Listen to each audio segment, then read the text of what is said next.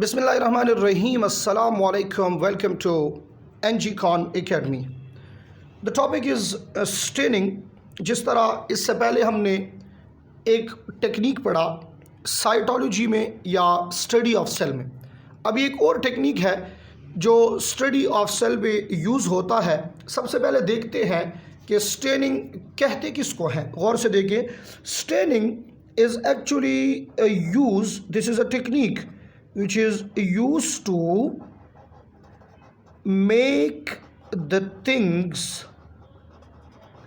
more visible, used to make the things more visible, especially under microscope।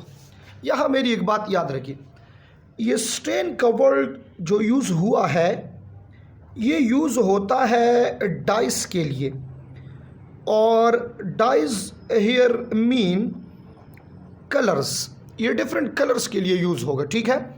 अब ये colour हमें यहाँ क्या हेल्प करके देता है, इससे जो ऑर्गेनली है, जो ऑब्जेक्ट है जिसके ऊपर इसको हम लगा रहे हैं, ये ज़्यादा विजिबल बन जाएगा, ठीक है।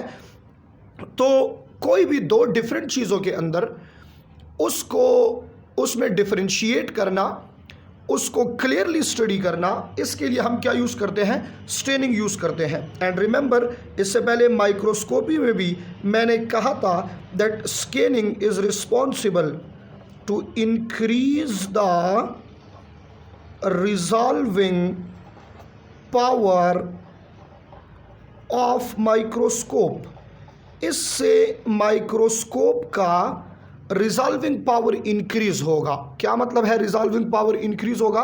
As resolving is the property of microscope to differentiate between two close objects. दो क्लोज ऑब्जेक्ट्स में डिफरेंशिएशन करना, ये हमारे पास क्या है, रिजॉल्विंग पावर ऑफ माइक्रोस्कोप है। तो रिजॉल्विंग पावर ये स्टेनिंग से क्या हो जाती है, इंक्रीज हो जाती है। फॉर एग्जाम्पल देखिए ज़रा गौर से, ये हमारे पास इस वक्त एक मॉलिक्यूल, एक ऑब्जेक्ट है जो हमें रेड कलर का नज़र आ रहा है। एक ऑब्जेक्ट है रेड कलर का नज़र आ रहा है। अगर इसी के अंदर मैं एक और कलर यहाँ पे कर दूँ, ये ग्रीन कलर, तो अब ये दो डिफरेंट कलर्स नज़र आ रहे हैं। तो चूँकि कंट्रास्ट होता है, डिफरेंट ऑर्गेनेलिस के लिए डिफरेंट स्पेसिफिक डाइज होते हैं, स्पेसिफिक स्टेन्स होते हैं, तो उन स्टेन्स को यूज़ किया जाता है आइडेंटिफिकेशन के लिए। क्लियर हो गई ये बात? इधर कुछ एग्जांपल्स लेंगे, गौर से देखिए मेरी तरफ। पहले तो दो तरह के स्टेन्स आपने याद रखने होंगे। एक स्टेन होता है परमानेंट स्टेन। परमानेंट स्टेन कौन सा होगा? वो स्टेन जो नॉन रिमूवेबल हो। क्या मतलब है? जिसको अगर अल्कोहल से भी वॉश करे तो वो उससे हटेगा नहीं, रिमूव नहीं होगा, ठीक है। इसको परमानेंट स्टेन कहेंगे। और एक स्टेन होगा हमारे पास टेम्पररी स्टेन। टेम्पररी स्टेन जो है ये रिमूवेबल या वॉशेबल होता है, ठीक है। अगर किसी लिविंग एजेंट पे इसको यूज़ करें और बाद में आप इसको अल्कोहल से वॉश करें तो वो स्टेन चला जाता है, वो दाग वहाँ से ख़त्म हो जाता है। क्लियर हो गई ये बात? ज़रा गौर से देखें। अब इसमें एक एग्जांपल लूँगा तो यहाँ आपका आइडिया इससे क्लियर हो जाएगा। एक स्टेन होता है वाइटल स्टेन, और एक स्टेन को कहा जाता है counter stain. Vital stain and counter stain, ज़रा इसको कंपेयर करूँगा मैं, गौर करें। वाइटल स्टेन क्या है? फर्स्ट स्टेन, जो फर्स्ट यूज़ स्टेन होगा उसको क्या कहेंगे? उसको वाइटल स्टेन कहेंगे। एग्जाम्पल ये ले लेते हैं। फॉर एग्ज़ाम्पल ये मेरे पास यहाँ एक सेल है, ठीक है। ये एक सेल है और इसमें मैंने डिफरेंट ऑर्गेनेलिस को आइडेंटिफाई करना है, डिफरेंट ऑर्गेनेलिस मैंने देखनी है। ऐसे तो ये कलर्स नज़र नहीं आ रहे। अब इधर गौर करें, इस वक्त इस सेल के अंदर डिफरेंट ऑर्गेनेलिस हैं बट नज़र नहीं आ रही है। ज़रा स्टेनिंग के बेनिफिट को समझें, स्टेनिंग के यूज़ को समझें।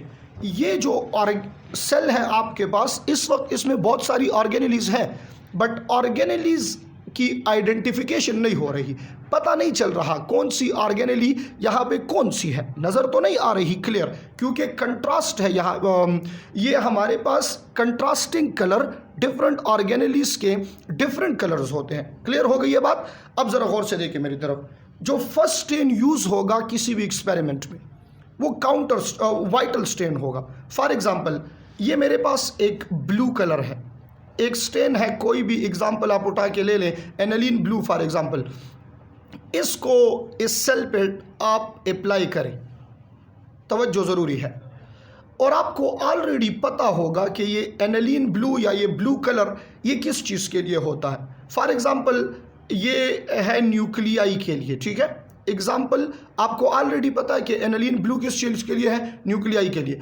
तो जब आप इसको इस सेल पे अप्लाई करेंगे तो इस सेल में एक रीजन जो है वो ब्लू कलर का होगा। तो सिंपल इज दैट इस सेल के अंदर जो चीज़ ब्लू अपीयर हो गई वो हमारे पास क्या होगी, वो न्यूक्लियाई होगी।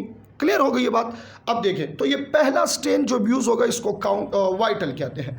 अब यहाँ एक पॉइंट लिख रहा हूँ, एनदर स्टेन, यानी कि अगर वाइटल के बाद कोई और स्टेन यूज होगा, another stain, second, third, fourth, मैंने सेकंड नहीं लिखा, मैंने लिखा है एनदर स्टेन, यानी फर्स्ट के बाद वाइटल के बाद जो भी होगा वो आपके पास क्या होगा, काउंटर स्टेन। अब देखें ऑलरेडी ब्लू लगा हुआ है और एक और स्टेन है आपके पास जिसका फाइनल कलर रेड है, उसको अप्लाई करें, कोई और ऑर्गेनली यहाँ कलर हो जाएगी। तो एक स्टेन ऑलरेडी मौजूद है, दूसरा अब आप लगा रहे हैं, ये सेकंड स्टेन जो है इस वक्त इसको काउंटर कहते हैं। इस तरह अगर आप थर्ड स्टेन इधर अप्लाई करें तो इसको भी क्या कहेंगे, काउंटर, यानी वाइटल के बाद फर्स्ट के बाद जितने भी स्टेन होंगे उनको क्या कहेंगे, काउंटर स्टेन कहेंगे। अब जरा गौर करें इसकी कुछ और प्रॉपर्टीज। वाइटल स्टेन ये यूज होगा लो क्वांटिटी में, वाइटल स्टेन की क्वांटिटी क्या होगी, लो क्वांटिटी होगी।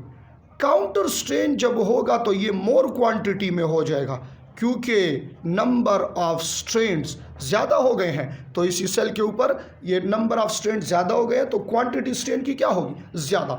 जिसकी क्वांटिटी लो होगी वो लेस टॉक्सिक होगा, लो क्वांटिटी में स्ट्रेन लेस टॉक्सिक होगा, और अगर हाई क्वांटिटी में, ज़्यादा क्वांटिटी में यूज़ करें तो ये मोर टॉक्सिक हो जाएगा। क्लियर हो गई ये बात। अच्छा जी, जो लेस टॉक्सिक होता है उसको यूज़ करते हैं हम मोस्टली ऑन लिविंग। ऐसे नहीं है कि इसको नॉन लिविंग पे नहीं यूज़ करते, उस पर भी करते हैं, बट मोस्टली इसको किस चीज़ पे यूज़ करेंगे, लिविंग पे। और जो ज़्यादा टॉक्सिक है इसको किस चीज़ पे यूज़ करेंगे, मोस्टली का वर्ड इसलिए यूज़ कर रहा हूँ ताकि आपको पता हो, mostly use on non living, क्योंकि क्वांटिटी इसकी ज़्यादा होती है तो इसकी टॉक्सिसिटी भी क्या होती है, ज़्यादा होती है। बात क्लियर हो गई है। तो ये याद रखें, स्टेनिंग को हम यूज़ करते हैं चीज़ों को, ऑर्गेनेलिस को, ऑब्जेक्ट्स को ज़्यादा विजिबल बनाने के लिए। ये डाइज है, कलर्स है डिफरेंट केमिकल कंपोजिशन के, रिजॉल्विंग पावर इससे माइक्रोस्कोप का इंक्रीज हो जाता है। परमानेंट स्टेन उसको कहते हैं जो नॉन रिमूवेबल हो, वॉशेबल ना हो, और टेम्पररी स्टेन उसको कहते हैं जो वॉशेबल हो। यहाँ एक क्वेश्चन बनता है कि ये टेम्पररी और परमानेंट ये किस चीज़ के ऊपर डिपेंडेंट है। क्या ये डिपेंडेंसी इसकी केमिकल कंपोजिशन के ऊपर है या ये डिपेंडेंसी मीडियम के ऊपर है जिसके ऊपर ये लग रहा है। तो ज़रा इसको क्लियर करते हैं। देखिए जी, इसका एक्सपेरिमेंटल प्रूफ देखते हैं। देखें फॉर एग्जांपल ये मेरे पास एक स्टेन है, ये मार्कर जो है इसमें डिफरेंट कलर्स है, ये कलरफुल है ना, तो ये स्टेन है, एक कलर है मेरे पास, एक डाई है। ज़रा गौर से मेरी तरफ देखिए, ये सरफेस, ये फुट जो है ये अलग सरफेस है और ये पेपर अलग है। देखिए मैं ये सेम डाई इसके ऊपर यूज़ कर रहा हूँ, यहाँ यूज़ कर लिया है, और अब देखें इससे ईजीली ये रिमूवेबल है, वॉश हो गया है, ख़त्म हो गया है। और इसी स्टेन को मैं इधर यूज़ कर रहा हूँ इस पेपर के ऊपर। तो ज़रा गौर करें, इसके ऊपर इसके डिफ्रेंशिएशन करें, ये यहाँ से रिमूव नहीं हो रहा, अब ये रिमूव नहीं हो रहा। इससे प्रूफ क्या होता है, स्टेन मैंने एक ही टाइप का यूज़ किया, यही रेड कलर इस पे भी यूज़ किया है और इस फुट के ऊपर भी यूज़ किया है, रूलर के ऊपर भी।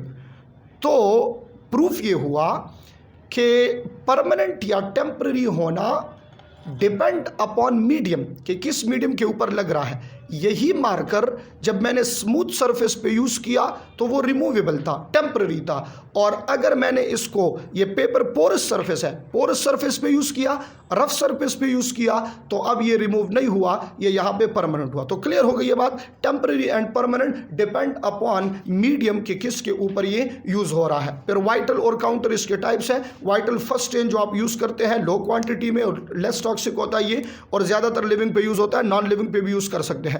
काउंटर स्ट्रेन, ये वाइटल के बाद जितने स्ट्रेन्स होंगे, another strains they are called counter strain, ज़्यादा क्वांटिटी में होंगे, टॉक्सिसिटी भी ज़्यादा होगी, और ज़्यादातर इसको नॉन लिविंग पे यूज़ करते हैं। असल में लिविंग पे लेस टॉक्सिक इसलिए यूज़ करते हैं ताकि उसको अगर दोबारा एज ए लिविंग यूज़ किया जाए उस ऑब्जेक्ट को, उस सेल को, तो उसको ज़्यादा नुकसान ना पहुँचे। क्लियर हो गई ये बात। So this is a technique use in the study of cell for identification of different objects, different cell organelles inside the microscope. Clear हो गई ये बात। In the next lecture I am going to talk about another very important technique called centrifugation.